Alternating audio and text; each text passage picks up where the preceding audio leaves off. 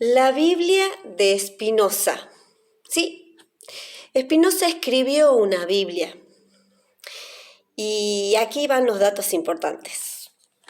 Sebastian Corzold presentó una obra llamada De Tribus Impostoribus en 1700, en donde lo describe Spinoza como un ateo malvado. Y escribe: enhorabuena, pues, de que Spinoza, padre de monstruosísimas opiniones, no haya dado la última mano al texto sagrado que había comenzado a traducir al latín y que no haya dado al público la obra de Dios por él corrompida.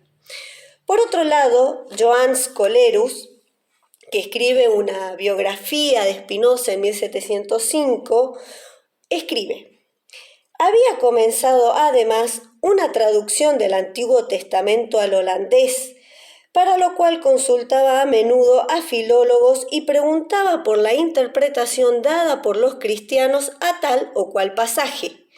Los 5 libros de Moisés, Pentateuco, hacía tiempo que estaban terminados. No obstante, poco antes de su muerte les prendió fuego en su cuarto. Y en parte estas dos personas tenían razón, porque la Biblia de Spinoza se publicó tanto en latín como en holandés. Esta es una Biblia católica. La Biblia católica se divide en 2 partes, el Antiguo Testamento y el Nuevo Testamento. El Antiguo Testamento, a excepción de unos cuantos libros que tiene de más la Biblia católica, se corresponde con la Biblia judía. A su vez, la Biblia judía se divide en 3 partes. La primera parte, llamada Torá, que se corresponde al Pentateuco, que son los 5 primeros libros, Génesis, Éxodo, Levítico, Números y Deuteronomio, es la Torá. Luego están los escritos de los profetas y luego los otros escritos. Torá significa ley. Y no es casual que la Biblia de Spinoza se llame ética. Y de la misma manera que el Pentateuco incluye 5 libros, la ética de Spinoza se divide en 5 partes. Ninguna está en oposición.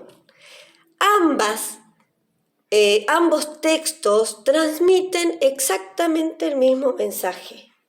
Por un lado, la Biblia te transmite el mensaje o tiene la finalidad de llevarte a la salvación, a la vida eterna. La Biblia de Spinoza te habla de la beatitud, que son exactamente las mismas cosas. Si bien la Biblia católica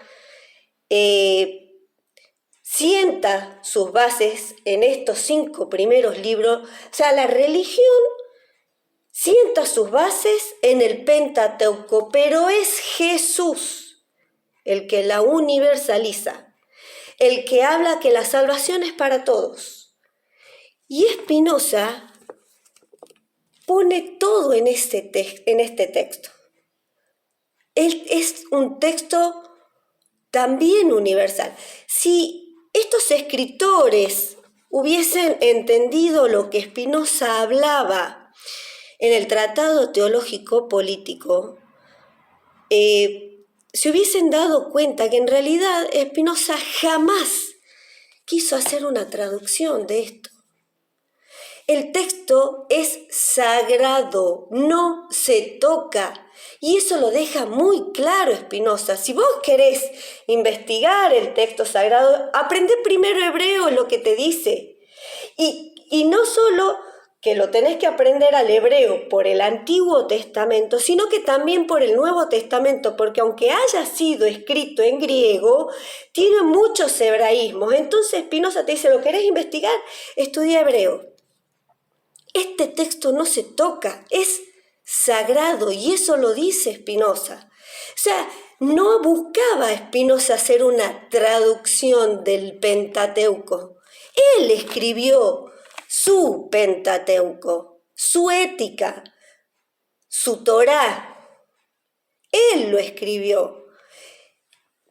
Este texto, yo a ustedes les conté que tenemos dos grandes dones, la imaginación y el entendimiento.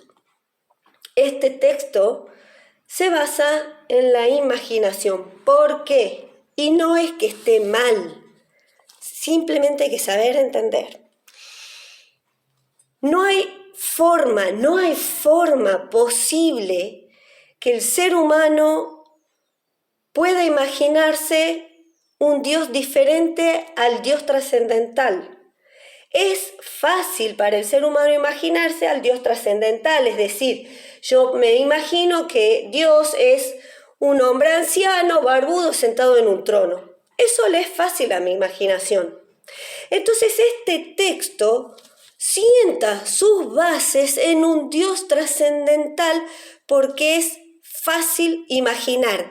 Es imposible imaginarnos un Dios inmanente, que es el del que nos habla acá Spinoza. Pero no te dice Spinoza, está mal que te lo imagines al Dios trascendental. Él simplemente te está diciendo, Dios es inmanente, no es trascendental. Pero no está mal que sientes todas las bases religiosas en ese Dios trascendental. Porque, de hecho, estamos en Dios. Y estás usando un recurso que te ha dado Dios, que es la imaginación. Entonces no puede estar mal, está bien.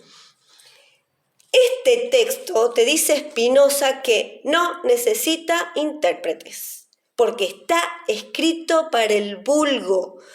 Todos podemos tener acceso a este texto.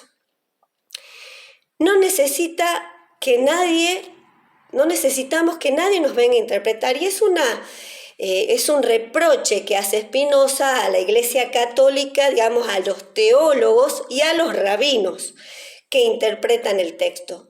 No hace falta que nadie venga a interpretarte qué es lo que dice, porque está escrito para el vulgo, porque de hecho es el recurso que todos tenemos, la imaginación, y como cada uno es afectado por ese texto que está leyendo, es lo que tiene que suceder porque estamos determinados a que nos suceda de esta manera, y al estar en Dios es el camino que tenemos que recorrer, entonces no necesitamos intérpretes. En cambio, este texto, que es razón pura, sí necesita interpretación o sí necesita un método o sí necesita una explicación, porque no está escrito para el vulgo. Está escrito para intelectuales de la época de Spinoza. Está escrito supuestamente para teólogos intelectuales de su época. Pero bueno, no ha sido muy bien interpretado. Y por supuesto que Spinoza te da todos los recursos para que la puedas entender bien a la ética, que de eso vamos a hablar después. Por otro lado, este texto que te enseña y lo que busca es transmitirte, y que Spinoza te dice que practiques la fe pura. Y la fe pura no es simplemente la obediencia de lo que me digan los sacerdotes o de lo que me diga el texto. No, porque Spinoza no habla de la fe pura como que no, obedece y metele nomás. No, es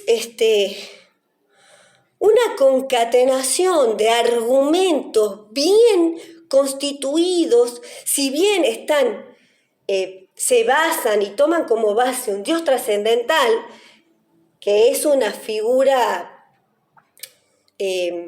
ficticia, pero todo su argumento es coherente, aunque la base no sea verdadera, es coherente.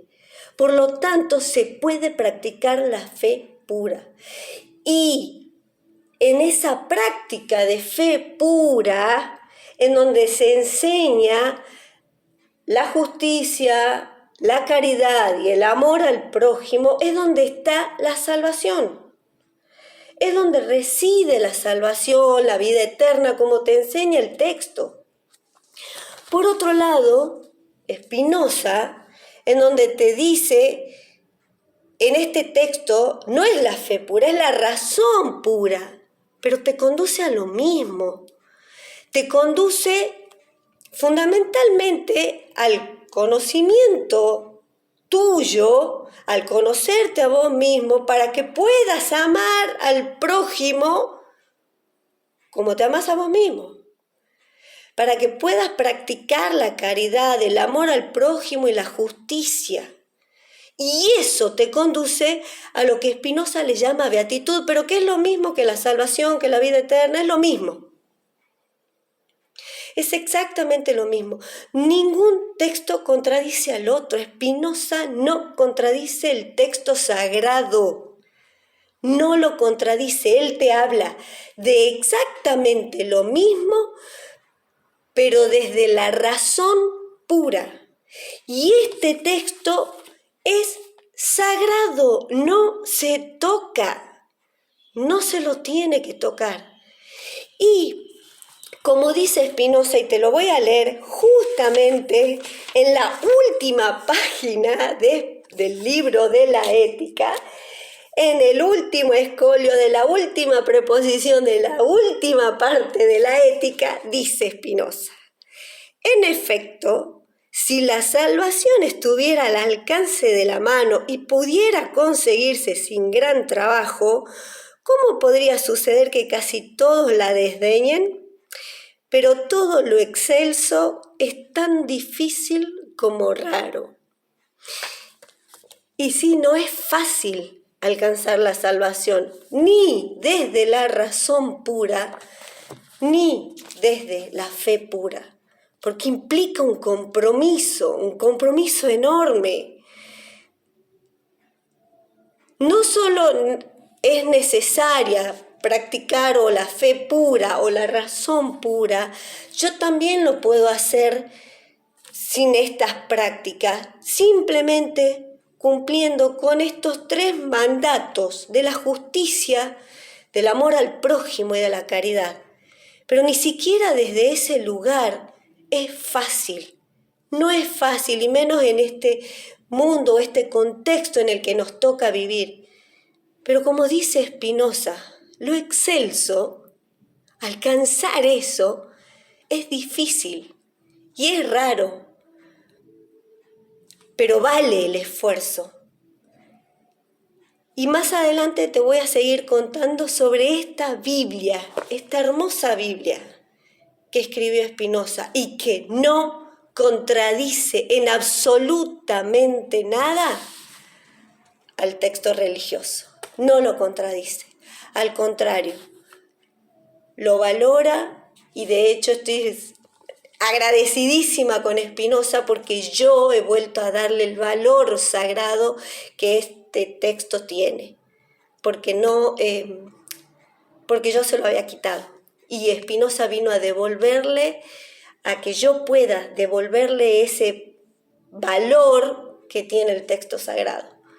Así que más adelante te voy a seguir contando de qué nos habla Spinoza en su Biblia, en su Pentateuco, en su Torá, en su Ética. Que tengas un hermoso día.